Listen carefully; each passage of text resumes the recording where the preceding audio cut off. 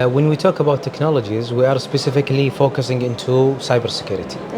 So when you go and see what are the offering in today's challenges that we are having on life, you will find that for a bit of time we have been doing traditional cybersecurity, which is protecting your endpoint, protecting your servers, protecting your network. But with the advancement of the attacks that we are seeing today, you will find that attackers usually are embracing technologies ahead of the owner or the inventor of the technology itself. And there are lots of reasons for that, because at the end of the day, they want to have for their own kind of benefits. So one of the biggest challenges is how we are embedding or using artificial intelligence, or embedding it into the solutions that we are offering. And I believe when you go and see our customers, when we are embedding artificial intelligence with our products, you will find that their life is being a bit easier. There are lots of things that can be automated. I think all of us have been using ChatGPT and whatever those mesmerizing kind of technology are really offering. So imagine this kind of easiness is being translated to your daily operational life. 100%. So it will cut your routine works. It will help you to focus into what is needed to be focused, and it will make you more productive. Now, being more productive, this is what is really required, because if you are not really up to the speed of the attackers, you will find yourself always trapped into what is called firefighting mode.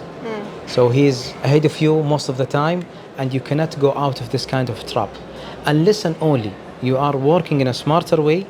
Only then you can be at his speed, and when you are being at his speed, you will be able to protect yourself.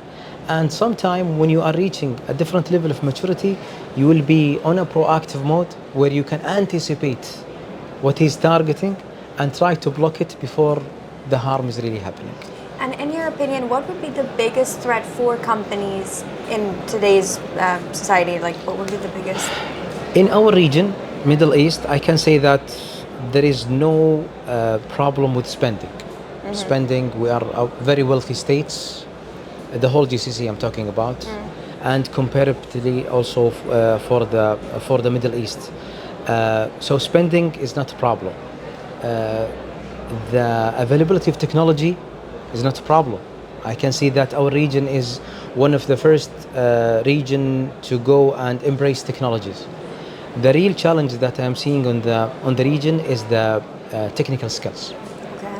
So really qualified technical people are very scarce, and even holding them or containing them or trying to find a proper career path for them is a bit of challenging. That's why what I am seeing in the market is now people are, or enterprises mainly, are turning from being into an operative mode to being into services mode. So now customers are not interested to be hooked to certain vendors or certain providers. They are hooked to the service. I want to be protected. What tools are you using? It's not really our job. And this is one of the beautiful things that we are having within Trend Micro, so that we are offering our products along with our services. And you will rarely find in the market a vendor who invent a technology and provide services with it. Very true. This is something that is unique about us. And can you share some insights into a launch Saudi and the Trend Micro Academy? Oh yeah. I think Trend Micro does have lots of initiatives worldwide. One of them is the Cyber Academy, where we are taking freshers directly from the universities, and we are keeping them with us for a certain amount of time. Sometimes it's 3 months, sometimes 6 months, sometimes based on certain customer requirement, we are keeping them for a year.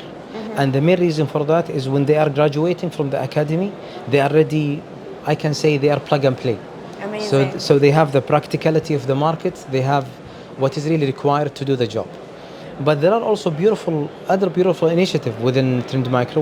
One of them is called Internet Safety for Kids and Family, where we are really helping the community, the society, to be aware about the cybersecurity challenges.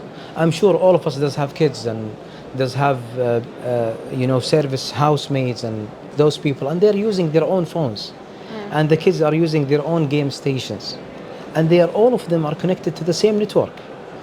And especially during Corona, we found ourselves in a situation where I have to do my work from home. So from your home, you'll be connected to the internet using the same network that are being shared by all.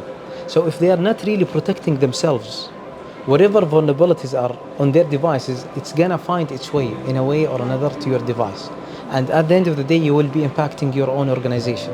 So all of these kind of things are really one of the initiatives that really Trend Micro is taking care of, and trying to send those messages of how we can reach, how we can elevate the maturity of cybersecurity, even to kids, even to those family members, if I may say.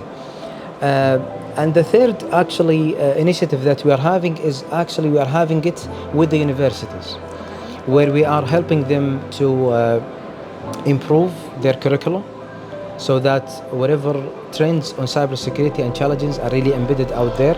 And we did many in I think in Saudi Arabia, we did some of them in other GCC countries as well.